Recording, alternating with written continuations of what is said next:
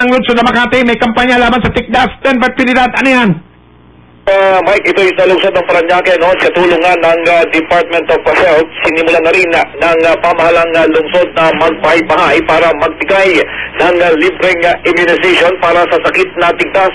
Ayon dito kay Mayor Florencio June Bernabe, target nila na sa taong 2012, pagsapit nga lang naturang taon ay wala na daw tigdas sa lungsod ng Parañaque na madalas na dumako sa mga bata. Inilunsad kasi ng DOH noong isang araw ang kanilang programang iligtas sa tigdas ng Pinas at ang Parañaque ang napili nilang lugar para pasimulan ng kampanya. Dahil dyan ay nanawagan itong si Bernabe na makiisa itong mga taga-Parañaque sa kampanyang maging ligtas sa tigdas dahil ito'y para na rin sa kapakanan ng publiko para makaiwas sa naturang sakit at maging malusog ang pangangatawan lalo na ng mga kabataan. Ang inyong kapuso, Denver, Trinidad ng GMA Super Radio. Ito ang sama-sama nating pagiging